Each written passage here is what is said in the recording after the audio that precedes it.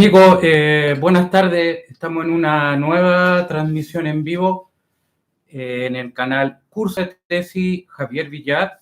En esta oportunidad vamos a conversar un poquito del marco teórico, ¿no? O sea, algo que me vienen preguntando hace tiempo. ¿Qué es el marco teórico y cómo se hace, no? Al parecer hay varias dudas sobre eso. Tampoco es tan fácil entender lo que es un marco teórico. Entonces, el marco teórico, para aclarar, tiene tres partes. Se habla de marco teórico como algo grande, así conceptual, pero en el fondo son tres cosas. Primero, tiene una parte jurídico-administrativa. La segunda es un marco conceptual, son conceptualizaciones o definiciones sobre el tema. Y la tercera es una definición, es una discusión bibliográfica o también llamada estado del arte. Entonces, para hacer una pequeña definición, el marco teórico es una conceptualización y discusión de algún fenómeno social o natural,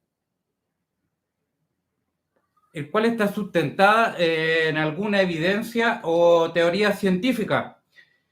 Esto es importante, el cual se debe construir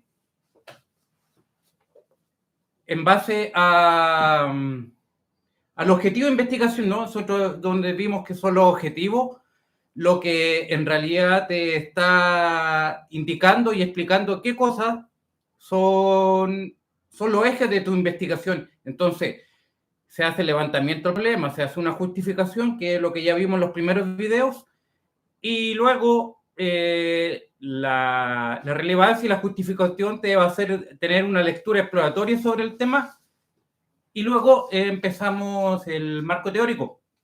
La primera parte, como yo les dije, son los aspectos jurídicos y administrativos que tienen el marco teórico. O sea, en la parte donde ustedes lo hacen, saludo Johnny, gracias por conectar desde Bolivia.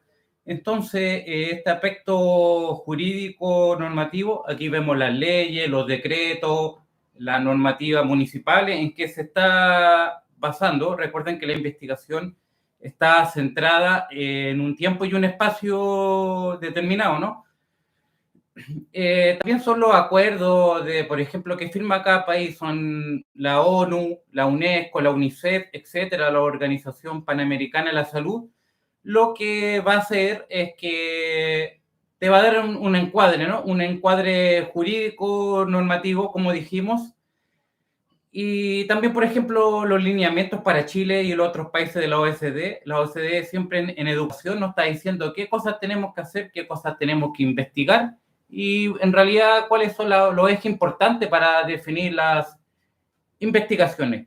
Punto 1. Punto 2 es el marco conceptual y de definiciones.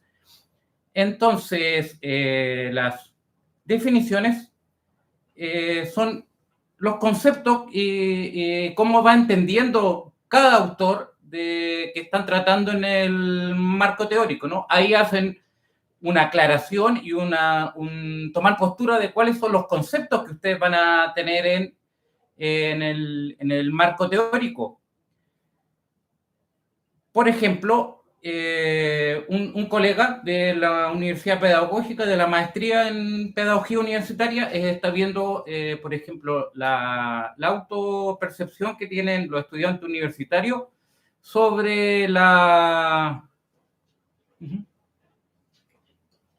por ejemplo, la discriminación. Entonces, él tiene que conceptualizar qué cosas son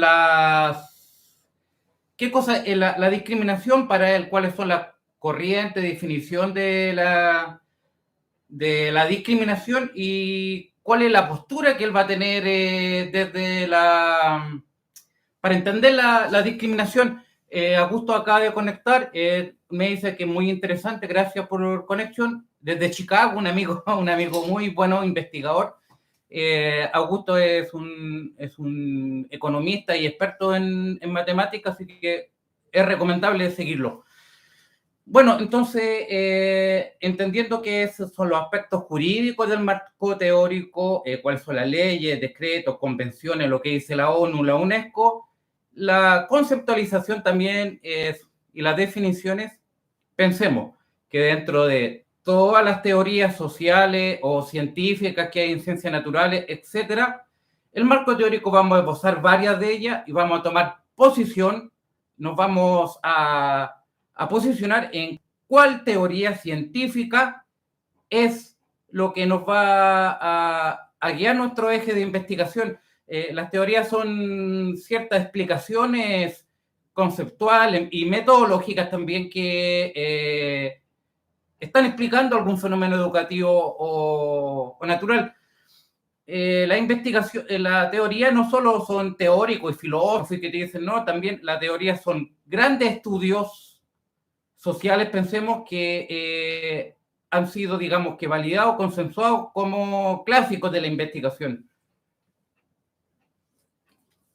Bueno, entonces entendiendo lo que es el marco teórico de una toma de posición, una conceptualización y un enfoque histórico, también en su medio geográfico, vamos a tratar de explicar la tercera parte y la más fundamental, la que no se explica, ¿no? La que no explican los profesores guía. Hay otros colegas youtubers que te explican el marco teórico en 5 minutos y ya, chicos, sacan la tesis.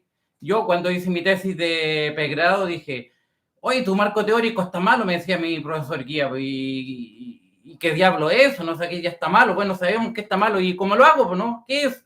La señorita esta que me quedó bastante mediocre nunca me explicó bien cómo hacer un marco teórico.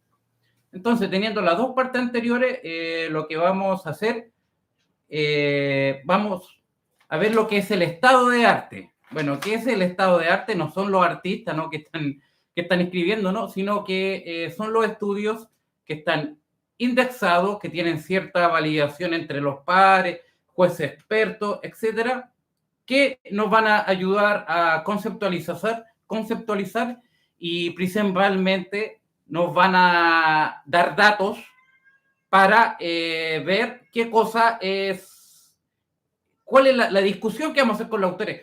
Entonces nosotros hacemos un marco teórico, hacemos nuestra metodología, analizamos los datos y después volvemos al marco teórico. O sea, es el contraste, es la vinculación entre marco teórico y metodología.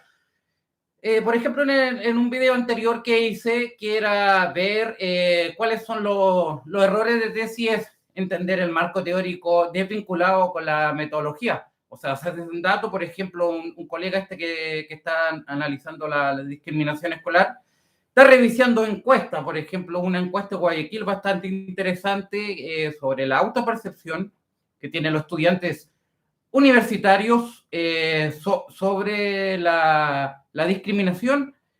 La encuesta de Guayaquil tiró varios datos. Entonces, cuando él termine de hacer su tesis, digamos, su análisis de datos en base a encuestas, va a entrar a discutir con la encuesta de Guayaquil. De cierto modo, la autopercepción de la discriminación es que los estudiantes se sienten no tomados en cuenta, creen que, por ejemplo, la institución universitaria no les brinda las posibilidades para ejercer bien su desempeño educativo. Entonces, ahí va a estar la discusión con el marco teórico, ahí está digamos que el estado de arte, ¿no? La discusión bibliográfica se hace, por ejemplo, haciendo fichas, poniendo el autor, qué cosa importante, objetivo, metodología y resultados, y ustedes los ponen digamos, a debatir, ¿no? Como a conversar. Este autor trata este tema de cierto modo, de modo contrario. En nuestra opinión, no concordamos con el estudio de la Universidad de Guayaquil, dado que en el caso chileno, los estudiantes en baja situación de discapacidad se sienten integrados, digamos, no se sienten discriminados. Por ejemplo, bueno, quien conectó, Carol Vega, gracias por conectar desde La Serena, gracias Carol. Entonces, así se arma el marco teórico, conceptos, marco conceptual, jurídico, administrativo, también el marco conceptual, donde van a ir diferencias, van a ir definiciones y conceptos. También la diferencia entre el marco conceptual y el estado del arte. El estado del arte es exactamente lo mismo que la discusión bibliográfica. Entonces, el error de ciertos profesores aquí en universidades que no delimitan lo que es el marco teórico, aparte que no lo explican, es que no se entiende bien en qué momento se hace una revisión administrativa, jurídica, en qué parte se hace una construcción de definiciones, de conceptos, y en qué parte que a veces, muchas veces en varias tesis yo lo he visto, eso me parece un error garrafal, no se hace simplemente, no se hace la discusión bibliográfica, o sea, ponen aspecto administrativo, lo que dice la UNESCO, lo que dice la ONU, lo que dice la OECD, pero lo que no se ve son las cosas, la discusión bibliográfica, por ejemplo, también en ingeniería, se ve que quiere hacerse una máquina, los procedimientos, etcétera, pero no se discute con el marco teórico cómo se han desarrollado esas máquinas a lo largo de Chile y del mundo. Entonces, esos son los tres conceptos interesantes para tener el marco teórico. Ustedes no caigan en el error mediocre de no hacer la discusión bibliográfica. Y para finalizar, esa discusión bibliográfica, ese marco teórico en tres partes, tiene que vincularse, ponerse a discutir con los resultados de su análisis de datos. Si son entrevistas, ustedes van a hacer una codificación, levantar categorías, y van a revisar nuevamente el marco teórico, van a ver cuáles son las concordancias y digamos que las partes que no concuerdan con los estudios bibliográficos indexados, los grandes clásicos, los libros, y ahí van a tener una tesis bien cojada. Por ejemplo, pensemos en lo que propone la teoría fundamentada de que producto de la categorización y los levantamientos de código y categorías, eso sí se hace bien, se va a publicar, se va a difundir y se va a crear, digamos, una nueva teoría. Por eso es teoría fundada. Pero también la Grounded Theory no es una teoría como tal, sino es una estrategia para analizar datos cualitativos. Se conectó Maureen. Gracias, Maureen, por conectar.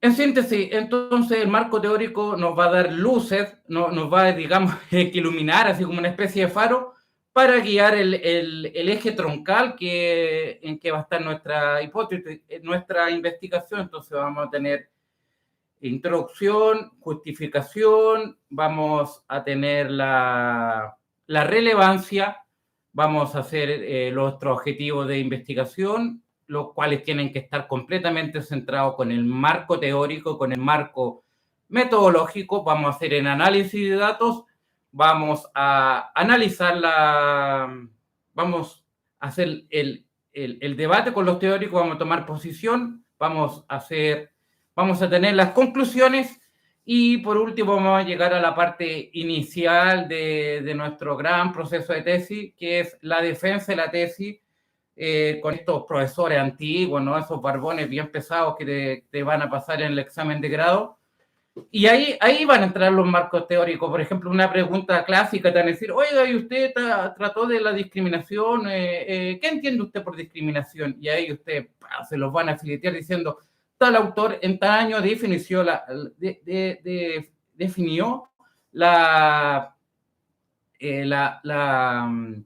discriminación en tal enfoque. Otro autor tanto, y se los van golpeando a esos profesores guías tan pesados muchas veces que nos quieren derribar nuestro proyecto de investigación. Entonces, el marco teórico va a ser un blindaje, vamos a decir, esto sí que es bueno, porque con un marco teórico, pregunta que te tiren, lo van a responder bien y también van a justificar su enfoque metodológico.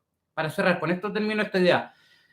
el enfoque metodológico tiene que estar completamente alineado con los objetivos y con la metodología. O sea, marco teórico y marco metodológico tiene que estar unido, ¿no? Es casi la misma parte. Entonces, usted levanta las cosas por marco teórico, asumen una perspectiva teórica, ustedes se suben arriba al caballo, no se bajan, que no le pase esto que les pasaron a los carabineros chilenos, ¿no? Que tiraron, que gente mal enfocada, tiraron toda la caballería, bueno, y se vieron que estaban los manifestantes con llamas, con bombas lacrimógenas, y los caballitos salieron arrancando, ¿no? Pobres carabineros, ¿no? Siempre haciendo las cosas mal en Chile. No, pues para que usted la caballería ahí derribe en su tesis, tienen que trabajar el marco teórico. 3 partes. Marco administrativo, marco conceptual, definiciones, convenciones internacionales, discusión bibliográfica o mal llamado estado del arte. O sea, que el estado del arte son unos artistas aquí que nos vienen a explicar. Son filósofos, no sé. Bueno, esas 3 cosas, la coherencia con objetivos, metodología, conclusiones, buena defensa de tesis, buena transmisión. Gracias por conectar. Recuerden que yo hago asesoría privada, ¿no? Cobro aproximadamente $33, acepto donaciones. Ahí abajo les voy a dejar el link, ¿no? Mi cuenta PayPal, Western Union. Chao, amiguitos, será hasta la próxima.